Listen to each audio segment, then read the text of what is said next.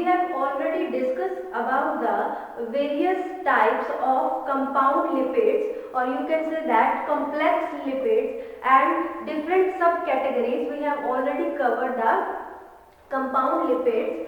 After the completion of compound lipids, we will discuss the let's discuss the next category of lipids, that is derived lipids. So today we will discuss about the derived lipids. Derived lipids. After the completion of the compound or complex lipid, third category, let's begin with the derived lipids. What is derived lipids? Derived lipids आपको जब starting में हमने classification की थी second lecture में, तब आपको बताया था जो हमारी दो कैटेगरीज हैं, that is simple lipid and complex lipid. उन दोनों की हाइड्रोलिसिस से क्या हमें ऑब्टेन होता है? derived lipid. So derived lipid is obtained by simple lipid, simple lipids and complex or compound lipids. On the hydrolysis, इसकी हाइड्रोलिसिस से अगर हम इसको हाइड्रोलाइज करें, hydrolysis, then you can obtain the third category of the lipid, that is known as derived lipids. उसको क्या कहते हैं? derived lipids कहा जाता है. So there are various types of derived lipids. इसके एग्जांपल्स किए थे. कौन कौन से derived lipids होते हैं? that are glycerols, alcohol, fatty acids, steroids and fat soluble vitamins come under these are the examples of derived lipids. जैसे हमने जो हमारा पिछला कंपाउंड लिपिड था, सिंपल लिपिड था, उसमें जो एग्जांपल्स थे हमने उसकी डिटेल की थी. तो इसमें ये क्या इंक्लूड करता है? It includes the derived lipid, it includes क्या क्या आ जाते हैं इसमें जो कंपाउंड होते हैं, that is glycerol, alcohol, fatty acids,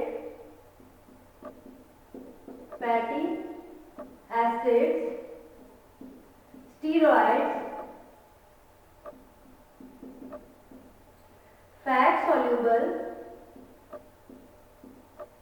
soluble vitamins, that is vitamins A, D, E, K are the fat soluble vitamins. So जो derived lipid है वो क्या कंटेन करता है? derived lipid contains or includes glycerols, alcohols, fatty acids, steroids, fat soluble vitamins include करता है. अब इसमें सबसे पहले वन बाय वन करके इसके जो एग्जांपल्स हैं उसकी हम डिटेल स्टडी करेंगे. So let's begin with the first derived lipid, that is fatty acid. आज हम डिस्कस करेंगे फैटी एसिड के रिगार्डिंग. फैटी एसिड्स क्या होता है? फैटी एसिड, जो फैटी एसिड होता है ये एक सिंपलेस्ट फॉर्म है. It is the simplest form of lipids. Lipids की बिल्कुल सिंपलेस्ट फॉर्म है. इसमें क्या अटैच होता है? It contains the carboxylic acid. Carboxylic acid जो किसके साथ अटैच होता है? Hydrocarbon side chain. So fatty acid are the simplest form of lipid. It is the simplest form of lipids and it contains carboxylic acid. Carboxylic acid attached with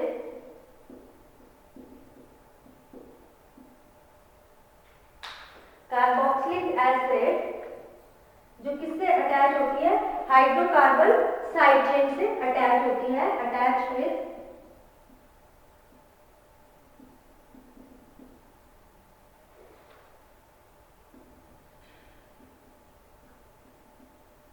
hydrocarbon side chain,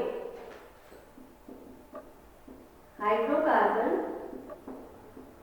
side chain से attach होती है। आपको पता है जो carboxylic acid है इसका क्या फॉर्मूला है, दैट इज COOH, COOH, ये हमारा कार्बोक्सिलिक एसिड हो गया। सो जो फैटी एसिड है, अब ये फैटी एसिड्स सैचुरेटेड भी हो सकते हैं, अनसैचुरेटेड भी हो सकते हैं। सैचुरेटेड दो कैटेगरी है इसकी, saturated and unsaturated. Saturated means कोई डबल बॉन्ड नहीं प्रेजेंट होता, unsaturated means one or more than one double bond are present, एक या एक से ज्यादा डबल बॉन्ड उसमें प्रेजेंट होता है, that is called as unsaturated fatty acid. अब उसकी अक्रेंस की बात करें, जो फैटी एसिड है ये ईस्टर की फॉर्म में होता है, occur in the esterified form as a major constituent of various lipids. इसकी अक्रेंस ऑफ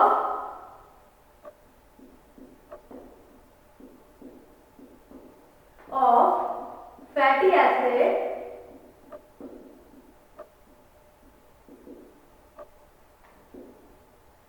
फैटी एसिड्स क्या होते हैं, ये मेजर ईस्टर की फॉर्म में होते हैं, अकर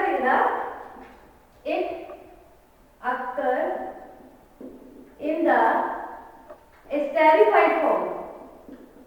ईस्टर की टाइप में प्रेजेंट होते हैं ईस्टर में, तो स्टेरिफाइड फॉर्म जो कि क्या होते हैं, एक तरह का मेजर कंपोनेंट है, कॉन्स्टिट्यूएंट है various lipid, form of major constituent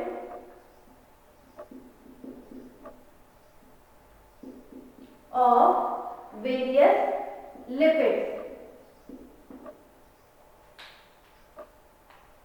lipids का बहुत इंपॉर्टेंट कॉन्स्टिट्यूएंट है। सो अब बात करें फैटी एसिड की क्लासिफिकेशन, कि फैटी एसिड सबसे पहले तो सिंपलेस्ट फॉर्म का लिपिड होता है, जिसमें क्या होता है, कार्बोक्सिलिक एसिड COOH ग्रुप किससे अटैच होता है, हाइड्रोकार्बन साइड चेन से अटैच होता है। अब ये मोस्टली किसमें प्रेजेंट होता है, ईस्टर की फॉर्म में, स्टेरिफाइड फॉर्म में होता है, जो कि एक मेजर कॉन्स्टिट्यूएंट है वेरियस लिपिड्स का। Now classification of fatty acid,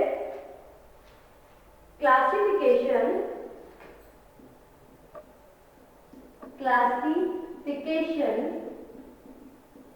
of fatty acids। जो fatty acids है, it broadly classified into two categories। दो कैटेगरी में इसको क्लासिफाई किया गया है, that is saturated fatty acid and unsaturated fatty acid। Saturated fatty acid and next one is, second category is unsaturated fatty acid। ये दो major categories हैं जिसमें इसको डिवाइड किया गया है फैटी एसिड्स को। जो फैटी एसिड्स होते हैं, सैचुरेटेड फैटी एसिड होते हैं, do not contain double bond, इसमें कोई डबल बॉन्ड नहीं प्रेजेंट होता है। लेकिन जो अनसैचुरेटेड फैटी एसिड होता है, इसमें one or more than one double bond is present, एक या एक से ज्यादा डबल बॉन्ड्स आर प्रेजेंट होते हैं इसमें। अब ये जो सैचुरेटेड फैटी एसिड होता है, इसका जो जनरल फॉर्मूला होता है, इसमें do not contain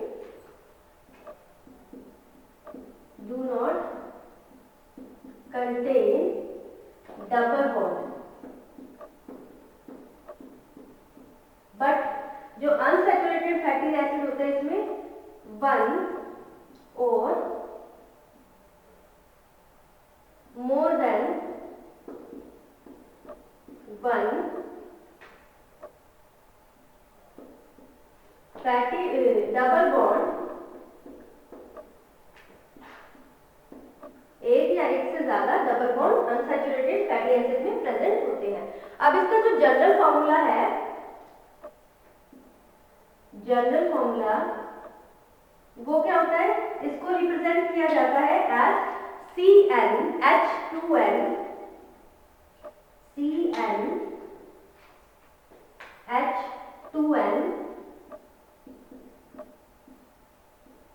plus 1 COOH, that means carboxylic acid present होता है विद हाइड्रोकार्बन साइड चेन।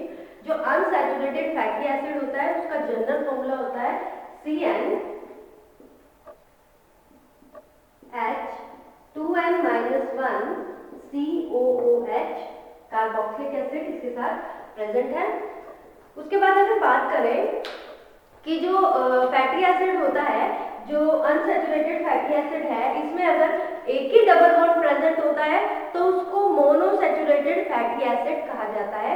लेकिन अगर एक से ज्यादा, दो डबल बॉन्ड प्रेजेंट होते हैं, दो से ज्यादा, तो उसको पॉली अनसैचुरेटेड फैटी एसिड कहा जाता है। क्या कहा जाता है? Poly unsaturated fatty acid. It means that two double bond present. इसमें क्या होता है? दो डबल बॉन्ड प्रेजेंट होते हैं। दो डबल बॉन्ड प्रेजेंट होने के कारण इसको पॉलीसैचुरेटेड फैटी एसिड कहा जाता है और शॉर्ट फॉर्म में इसको PUFA भी कहा जाता है। सो नाउ अगर हम बात करें सैचुरेटेड फैटी एसिड की, सैचुरेटेड फैटी एसिड में क्या है? It is built up an acetic acid. ये किस पे बना होता है? इसमें जो एसिटिक एसिड होता है ना, मेनली उस पे बिल्डअप होता है। इसमें जो एसिटिक एसिड होता है वो फर्स्ट मेंबर होता है इसकी सीरीज का। सो ये किस पे बिल्डअप होता है? बिल्डअप ऑन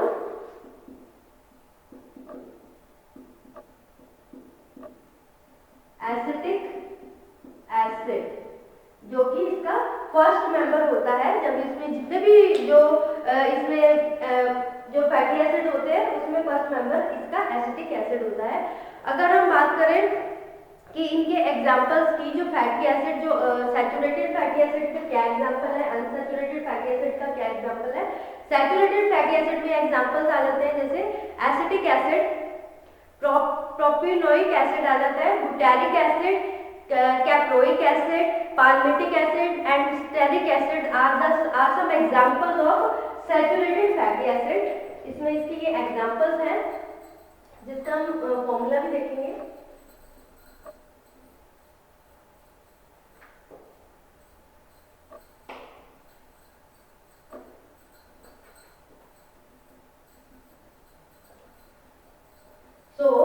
इसके examples of saturated fatty acids are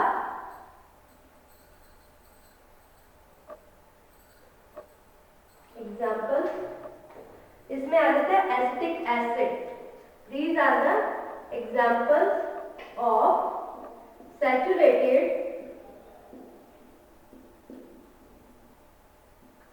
fatty acid. Fatty acid, saturated fatty acid में एग्जांपल आ जाता है acetic acid,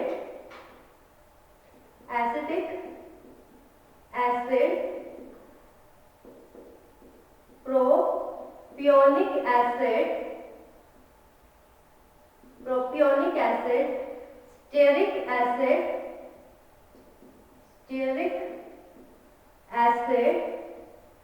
butyric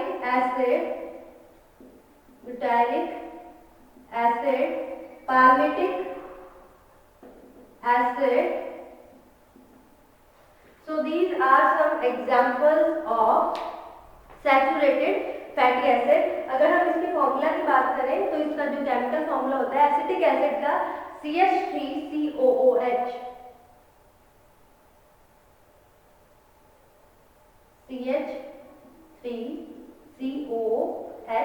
and propionic acid का जो फॉर्मूला होता है that is C2H5COOH।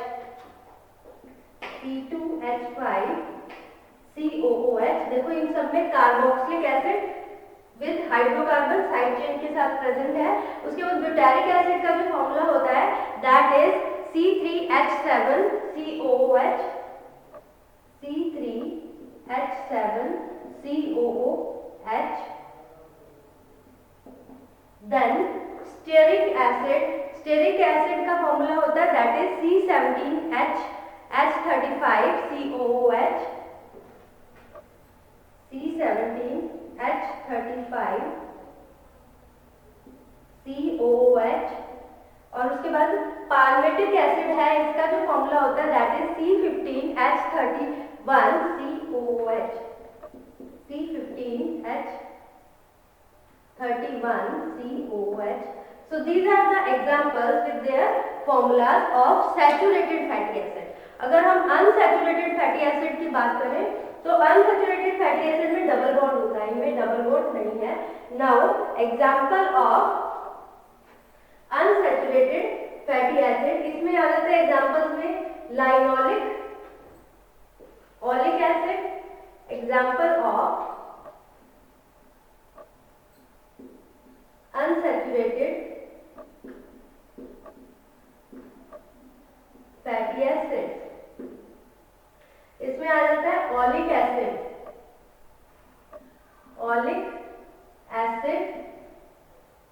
Linoleic acid,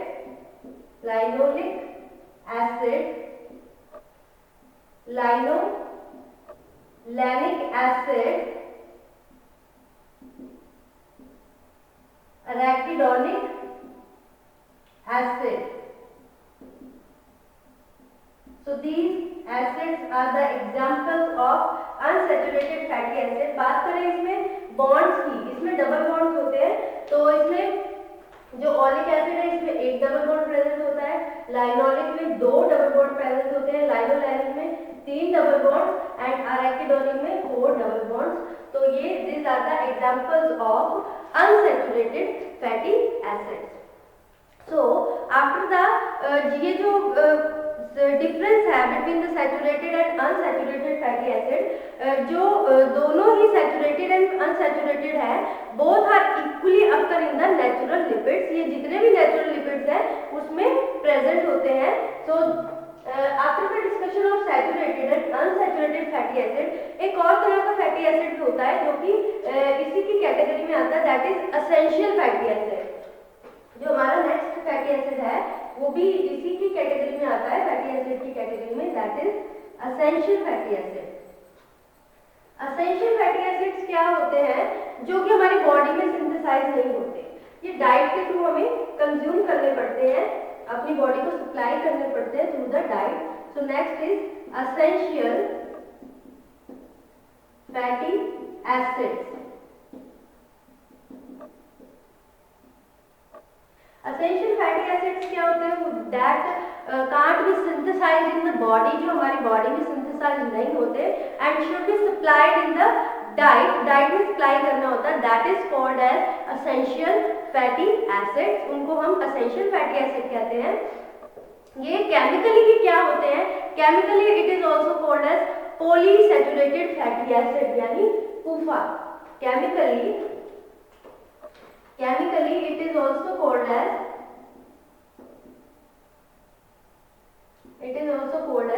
polysaturated fatty acid,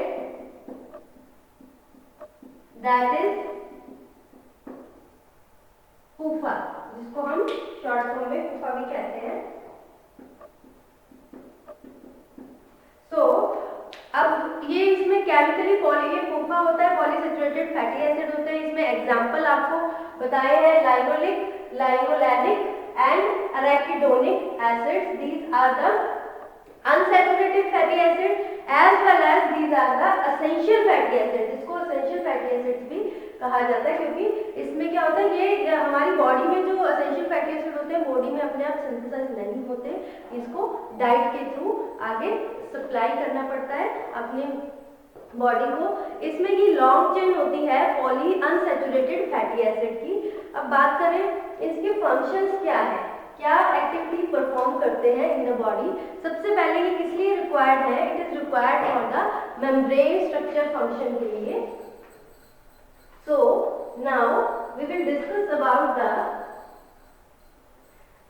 functions, or you can say that various biological role of fatty acids, essential fatty acids.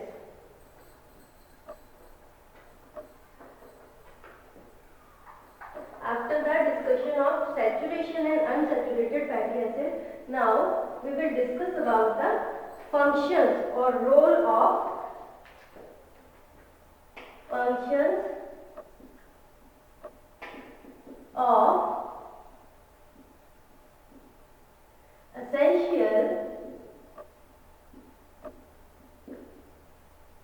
fatty acids. इसके क्या functions होते हैं? सबसे पहले तो ये एक तरह का जो स्ट्रक्चर होता है हमारा मेम्ब्रेन का, जो it is required for the membrane structure function. एक मेम्ब्रेन के स्ट्रक्चर को आगे फंक्शन परफॉर्म करने के लिए क्या रिक्वायरमेंट होती है? एसेंशियल फैटी एसिड की रिक्वायरमेंट होती है। और किस में हेल्पफुल होता है? ट्रांसपोर्टेशन। सबसे पहले तो required for the membrane structure. These essential fatty acids are required for membrane structure, membrane के स्ट्रक्चर के लिए एंड फंक्शन, उसके फंक्शन के लिए रिक्वायर्ड होता है। उसके बाद और किसमें हेल्पफुल होता है? It is also helpful for the transportation of cholesterol. Cholesterol की ट्रांसपोर्टेशन के लिए रिक्वायर्ड होता है essential fatty acid. So it is helpful in transportation of cholesterol. Cholesterol को अपनी टारगेट साइट पे पहुंचाने के लिए ये रिस्पॉन्सिबल होता है, essential fatty acid. And next function is it is also helpful in the formation of lipoproteins. Lipoproteins की फॉर्मेशन में हेल्पफुल है, helpful in formation of lipoproteins. Lipoproteins हम पहले कवर कर चुके हैं। लाइपोप्रोटीन्स की फॉर्मेशन में भी हेल्पफुल होते हैं। लाइपोप्रोटीन्स क्या होते हैं? Lipid plus protein is called as lipoprotein. और किसमें हेल्पफुल होते हैं? Essential fatty acid are also helpful in the prevention of fatty liver. Fatty liver नहीं होने देते। फैटी लिवर क्या होता है? जब लिवर में फैटी एसिड की, फैट्स की अमाउंट बढ़ जाती है, जिसके कारण वेरियस सिम्टम्स अपीयर होते हैं। दैट इज फटीग हो जाता है, वेट लॉस होता है, और भी कुछ प्रॉब्लम्स होती हैं। इसमें मेटाबॉलिज्म को भी वो चेंज कर देता है, ऑल्टर कर देता है, क्योंकि फैट की डिपोजिशन ज़्यादा हो जाती है लिवर में, तो वो मेटाबॉलिज्म को भी इफेक्ट करता है। So these are the various essential functions of fatty acid. हम इसको फंक्शन भी कह सकते हैं, रोल भी कह सकते हैं। क्या करते हैं? इट इज वेरी एसेंशियल, बहुत जरूरी है for the membrane structure. Membrane structure के लिए बहुत इंपॉर्टेंट है। And it is also very useful for the function of the membrane. Membrane के फंक्शन के लिए इंपॉर्टेंट है। और it is also helpful in the transportation. किसकी ट्रांसपोर्टेशन करता है? कोलेस्ट्रॉल की ट्रांसपोर्टेशन में हेल्पफुल होता है, उसकी टारगेट साइट पे रीच करने के लिए। उसके बाद इसमें it is also helpful for the formation of जो लाइपोप्रोटीन्स है, लिपिड प्लस प्रोटीन का कॉम्बिनेशन, उसको फॉर्म करने में, उसको बनाने में बहुत ज़्यादा हेल्पफुल होता है। And it is helpful for the prevention of fatty liver. Fatty liver नहीं होने देता, उससे प्रिवेंट करता है, उससे बचाता है। उसके बाद this is about the various functions और biological role of essential fatty acid. After this अगर मान लो डेफिशिएंसी हो जाए एसेंशियल फैटी एसिड, तो वो किस तरह की कॉम्प्लिकेशंस कॉज करती है? उसकी कॉम्प्लिकेशंस में क्या होता है? It cause the cessation of growth. Cessation of growth का मतलब ये है कि जो ग्रोथ है वो एक तरह से रुक जाती है। तो deficiency of essential fatty acid, deficiency of essential fatty acids cause various complication, that is किस तरह की complication cause करती हैं? एक तो growth रोक देती है, cessation of ग्रोथ पे इफेक्ट पड़ता है। उसके बाद और क्या कॉम्प्लिकेशन कॉज करती है? इसमें एक्जिमा कॉज करती है। एक्जिमा एक स्किन डिसऑर्डर है जिसमें इचिंग होती है, इन्फ्लेमेशन होने लग जाती है, तो it cause the eczema. Eczema which is a skin disorder, जो क्या है? स्किन डिसऑर्डर है, स्किन में इचिंग बढ़ जाती है और इन्फ्लेमेशन भी बढ़ जाती है। और क्या कॉज इसकी डेफिशिएंसी से? किडनी डैमेज भी हो सकती है, फैटी लिवर भी हो सकता है, क्योंकि ये किसमें हेल्पफुल होता है? प्रिवेंट करता है फैटी लिवर होने से। अगर ये कम हो जाएगी, इसकी अमाउंट कम होगी बॉडी में, क्योंकि आपको पता है कि एसेंशियल फैटी एसिड है, ये हमारी बॉडी में सिंथेसाइज नहीं होते, हम इसको डाइट के थ्रू आउटर सोर्स से इसको अपनी बॉडी में सप्लाई करते हैं। इसकी डेफिशिएंसी से फैटी लिवर हो सकता है, विच में ऑल्सो कॉज किडनी डैमेज भी हो सकती है। So essential fatty acid are very important for our body, हमारी बॉडी के लिए बहुत ज्यादा इंपॉर्टेंट है। तो इसके लिए इसकी डेफिशिएंसी ना हो तो हमें ऐसी डाइट लेनी चाहिए जिसमें एसेंशियल फैटी एसिड ज्यादा अमाउंट में प्रेजेंट हो। इसमें जो डाइट होती है उसमें हमें क्या इंक्लूड करना चाहिए? Sunflower oil is also rich in the essential fatty acid, cotton seed oil and corn oil. These are the various sources of essential fatty acid. So sources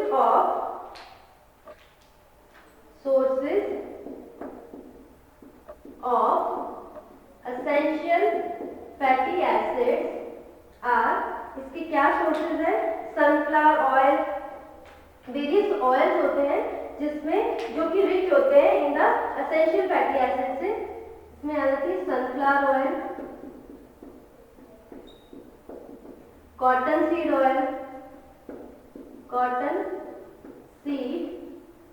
oil and corn oil. सरसों का तेल, cotton seed oil, corn oil, ये सब बहुत ही rich diet होती है। Essential fatty acid बहुत अच्छी अमाउंट में इसमें प्रेजेंट होता है, तो इसकी हमारी बॉडी में डेफिशिएंसी ना हो तो हमें अपनी डाइट में इनको इंक्लूड करना चाहिए, इनको कंज्यूम करना चाहिए। So this is about the various types of functions of essential fatty acid with their deficiency and their sources. After the discussion of this, we will discuss the function of fatty acid in the next lecture. Next lecture में हम इसके जो functions हैं fatty acid के वो discuss करेंगे, और जो next हमारा derived lipid है उसमें अल्कोहल, उसके बारे में डिटेल स्टडी करेंगे, वो हम नेक्स्ट लेक्चर में प्रोसीड करेंगे। अभी तक आज हमने जो कवर किया, हमने डिराइव्ड लिपिड के बारे में पढ़ा था कि डिराइव्ड लिपिड्स क्या होते हैं। सिंपल और कंपाउंड लिपिड्स होते हैं, कॉम्प्लेक्स लिपिड होते हैं, उनकी हाइड्रोलिसिस से बनते हैं। और इसमें क्या क्या आ जाता है? इसमें अल्कोहल, उसके एग्जांपल्स किए थे, अल्कोहल, ग्लिसरॉल, वो सब इंक्लूड किए इसमें। सो